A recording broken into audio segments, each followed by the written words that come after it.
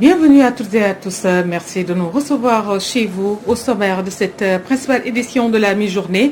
Le redécoupage administratif, le maire de Keur Massar dit ne pas vouloir un département mornais.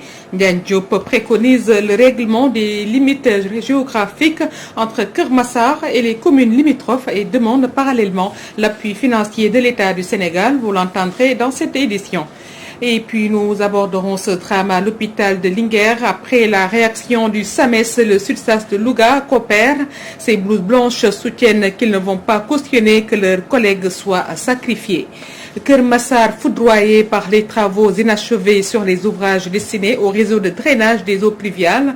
Ces populations désemparées qui craignent le syndrome des inondations crient au secours. Et des arrois, des maraîchers de l'ex-Butte Sénégal, plus de 500 tonnes d'oignons sont stockés sur le marché local. Ils demandent l'appui de l'État pour écouler leurs produits et mieux exploiter les 200 hectares de terre qui leur sont attribués. À suivre la page internationale de Fatou Bintou Diouf, plus la revue de la presse d'Abdou Khoudoss Diallo qui mettra un terme à cette édition qui démarre à l'instant.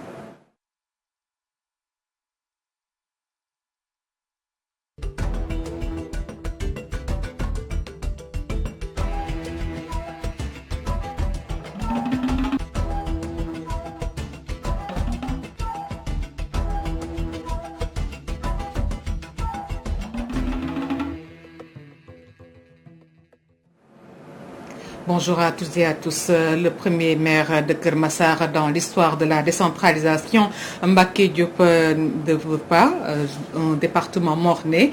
Ndiaye Diop préconise le règlement des limites géographiques entre Keur Massar et les communes limitrophes et l'accompagnement de l'État par des moyens financiers. Ndiaye Diop que je propose de suivre au micro de Théodore Semedo. On me signale apparemment que l'élément n'est pas disponible. Et nous allons rester sur ce projet de redécoupage de la région de Dakar. Mouniaï Cissé, expert en décentralisation, trouve que cette réforme visait à corriger les incohérences territoriales.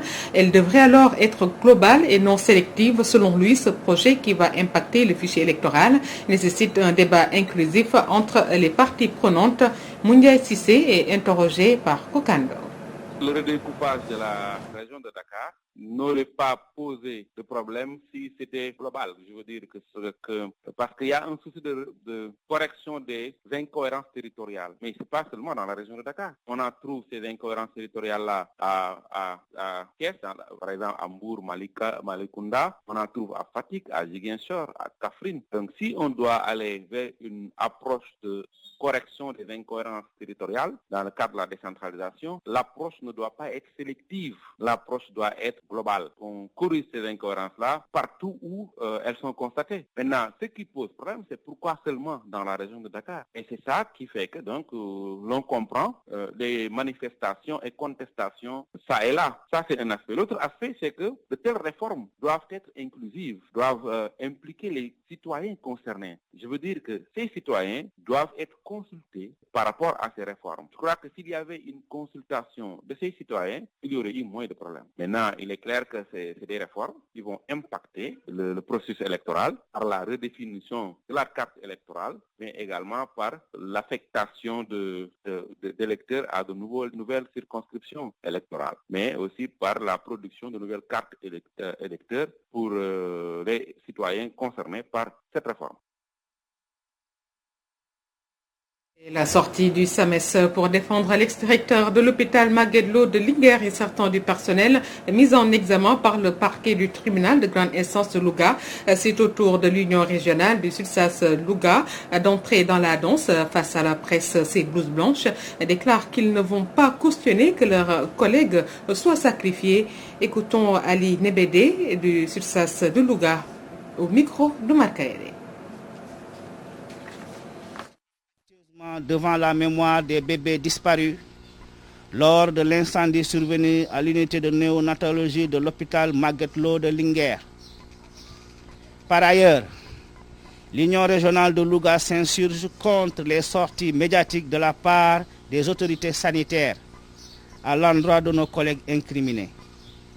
Face à cette situation dont ils ne sont guère responsables à tout égard, car pour cet accident, Il n'est pas uniquement d'ordre médical, mais il interpelle au contraire toute la hiérarchie sanitaire pour manque de personnel, d'équipement et surtout vétusté du matériel. La section régionale de SUTSAS de Louga n'acceptera pas que nos camarades soient sacrifiés. Nous vous l'annoncions, cette panique à Keur Massar, les travaux inachevés sur les ouvrages destinés au réseau de drainage des eaux pluviales qui sont laissés pour compte et qui inquiètent certains acteurs non étatiques, ces derniers qui craignent le syndrome des inondations de l'année dernière, crient au secours. Fadi Diallo porte la voix de ses habitants au micro de Théodore Semedo.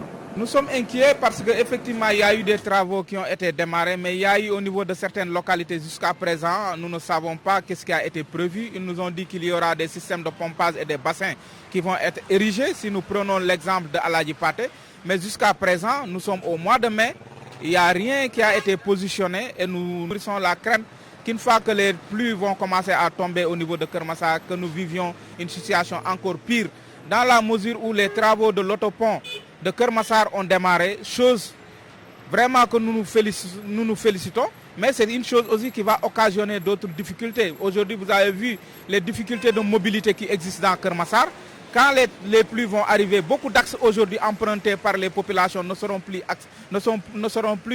accessibles. Et en ce moment, nous allons vivre d'autres problèmes que dès à présent, nous pensons que les autorités doivent prendre des dispositions pour pallier à ces éventualités-là. En tout cas, c'est une crainte qui est là. C'est une situation que nous connaissons notre localité. Nous connaissons des axes aujourd'hui qui sont praticables durant les inondations.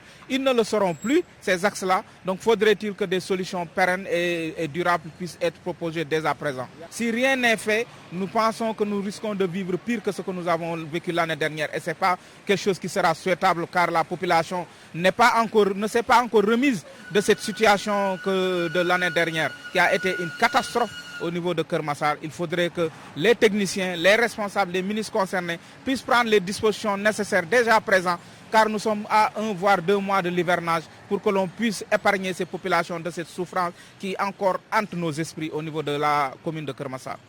Le premier maire de Keur Massar dans l'histoire de la décentralisation, Mbacké Diop, ne veut pas un département mornais. Il préconise le règlement des limites géographiques entre Keur Massar et les communes limitrophes. Nous l'écoutons au micro de Théodore Semedo. Effectivement, je suis le premier maire de Keur Massar en décembre 1996.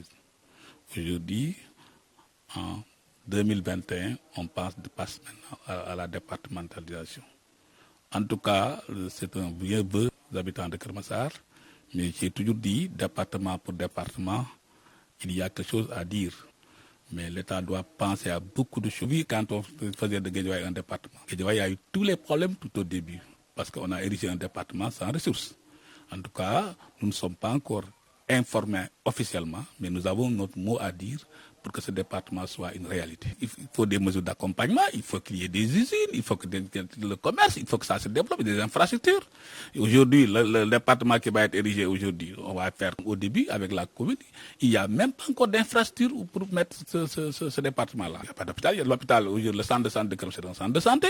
Bon, il y a, effectivement, on a une inspection, mais tout ça, c'est pas les moyens. Le département doit se reposer sur une assiette financière importante. L'espace de caserne, ça existe. Un commissariat de police doit exister parce qu'il y a un problème d'insécurité. La gendarmerie ne peut pas faire tout ce travail-là. Il faut aussi un hôpital. C'est vrai, si on met Jaxaay à l'intérieur du département, on verra que aussi Jaxaay a un centre de santé qui dort depuis 10 ans. Je dis, toutes ces infrastructures doivent être réglées avant de parler de ce département. Mais le contentieux qui va exister entre Keur Massar et Tivaouane Peulh va toujours demeurer.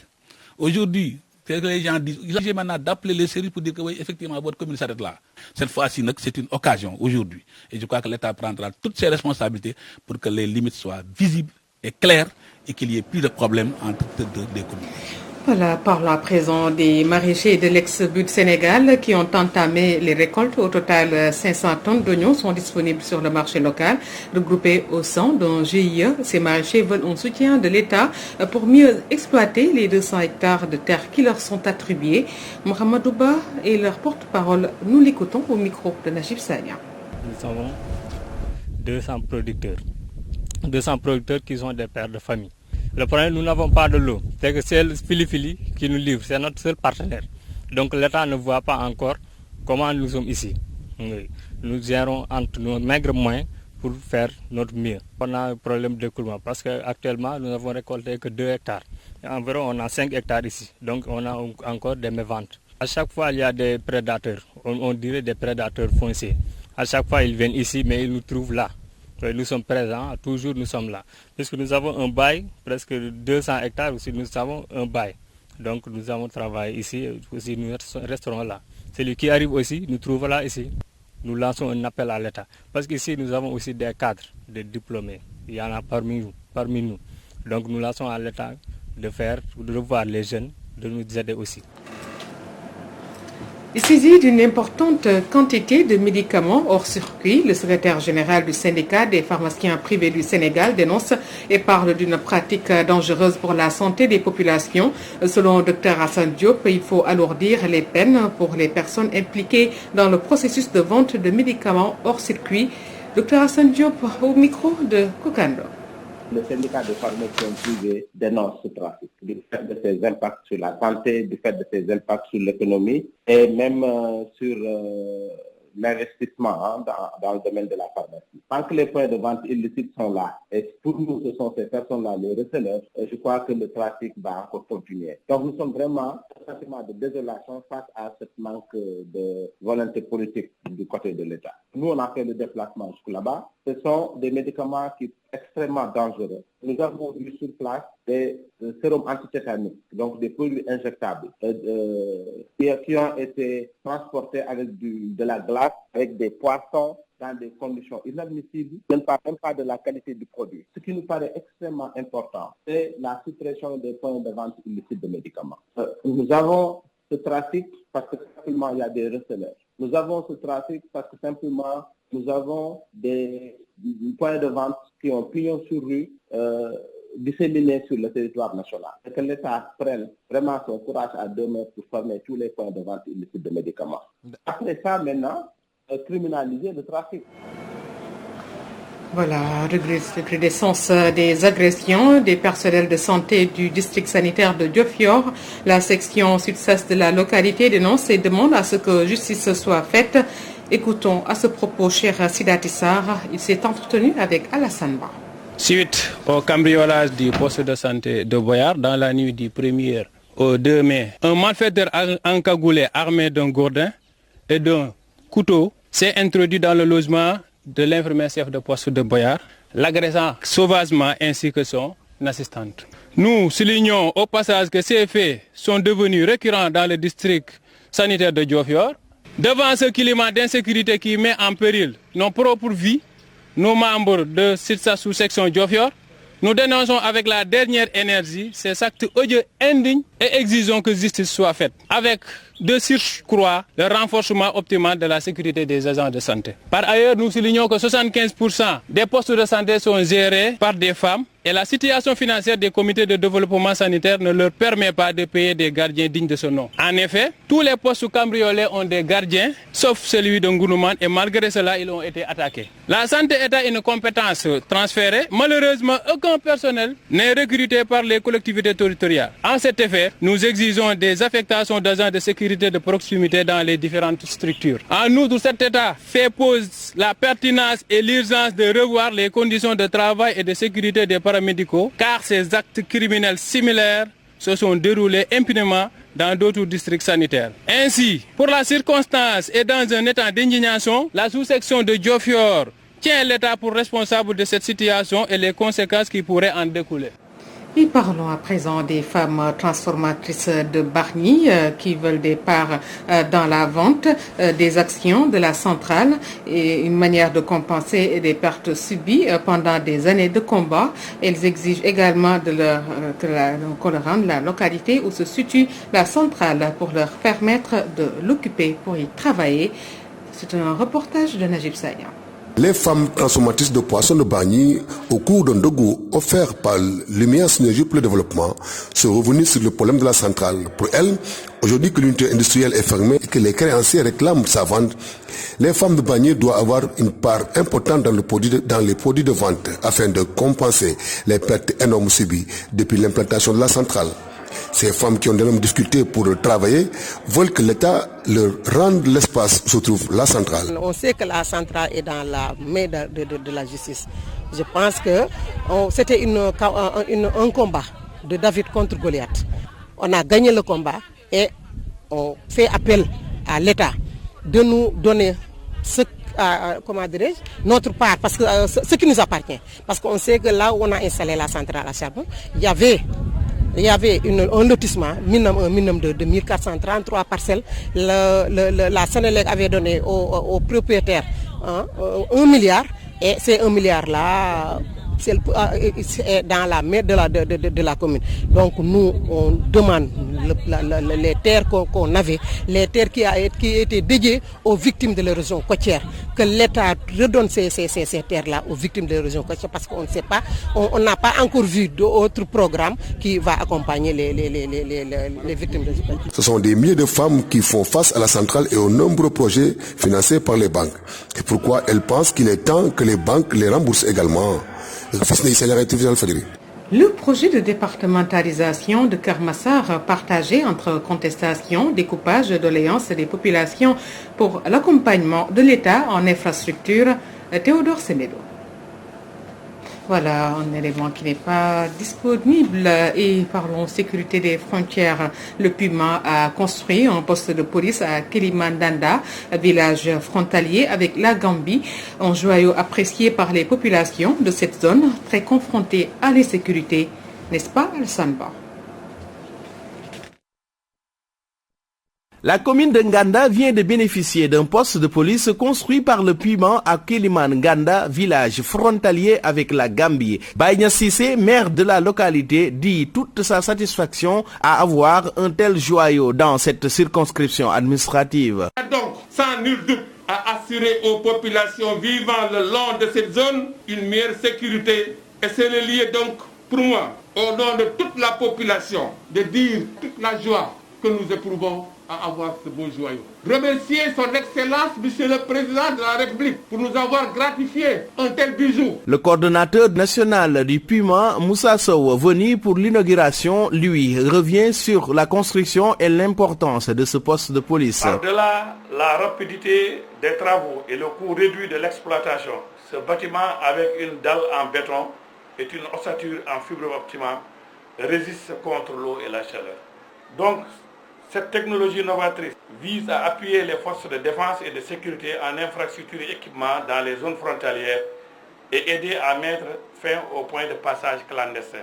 Depuis la mise en place du programme, la coordination nationale s'est toujours évertie pour le renforcement de la sécurité dans les zones frontalières et le rapprochement de l'administration des administrés, comme le lui est assigné à travers la composante numéro 3 au terme du décret portant création du Puma. A signaler que d'autres postes similaires ont été réalisés dans d'autres zones par le Puma qui, sur instruction du chef de l'État, veut faire de ces zones de tension des zones d'opportunité pour toutes les populations. Kélimandanda, Al-Hassan Ba, Yaya Guissé, Walfadjri. Al-Hassan Ba, partons à Touba où les femmes qui s'activent dans la transformation des produits locaux rencontrent beaucoup de difficultés pour commercialiser leur production.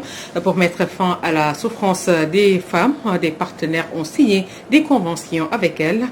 Mamadou Mokhtar Sarr. Les femmes qui s'activent dans la transformation des produits locaux ont toujours eu un problème de commercialisation. Pour leur aider dans cette volonté d'autonomisation, des partenaires privés qui ont ouvert de grandes surfaces dans la cité religieuse viennent de signer avec elles des conventions. Le pays ne peut se développer que par le privé national, que par des initiatives privées. Un centre commercial qui a été initié par un groupe national, des nationaux, des Sénégalais, et qui prône véritablement à valoriser nos produits locaux. Parce qu'on ne peut pas se développer effectivement sans valoriser nos produits horticoles, sans également pousser nos femmes qui sont au forfait effectivement du Sénégal dans les transformations. Donc aujourd'hui, nous sommes disponibles aujourd'hui à accueillir l'ensemble des produits aujourd'hui qui sont fait par nos femmes transformatrices. D'ailleurs, tout à l'heure, nous avons reçu des femmes de Touba qui sont dans la transformation. Je pense déjà un partenariat est déjà noué. Ces partenaires privés, outre les femmes de Touba, sont engagés à lutter contre le chômage des jeunes dans la ville sainte. L'ensemble du personnel, ce sont des habitants de Touba et de Mbacké. Donc pour vous dire tout simplement, nous prenons réellement en fait quand même le recrutement aujourd'hui des villes là où on s'installe. Une démarche saluée par les autorités municipales qui ont pris la décision de les accompagner. Développement économique et social et emploi. Signalons que c'est le porte-parole de la communauté, Serigne Bass Abdou Khadr Mbacké, qui a procédé à l'inauguration de cette grande surface. Touba Mbacké, Mamadou Makhtar Sarr pour la radio-télévision Walfadjri. Mamadou Makhtar Sarr, merci à vous. La page internationale à présent. Marche de Irak, l'Algérie impose des conditions aux manifestations et violences à Jérusalem malgré un retour au calme, la crainte d'une nouvelle escalade. Afghanistan, plusieurs morts après l'explosion d'une bombe au passage d'un bus. C'est une synthèse de Fatou Bintou Diouf. En Algérie, toute manifestation sera désormais interdite si elle ne bénéficie pas d'une autorisation préalable qui sera délivrée à la condition que les organisateurs communiquent leur identité ainsi que les horaires de début et de fin du rassemblement. Annonce faite par le gouvernement, les organisateurs des marches sont tenus à la déclaration auprès des services compétents des noms des organisateurs de la marche. Ces restrictions, conformes à la nouvelle constitution adoptée par référendum en novembre avec seulement 25% de participation, semblent viser les manifestations organisées chaque vendredi depuis février dans le prolongement du mouvement du Irak né en 2019 contre l'élite au pouvoir qui a abouti à la mise à l'écart du président Abdelaziz Bouteflika.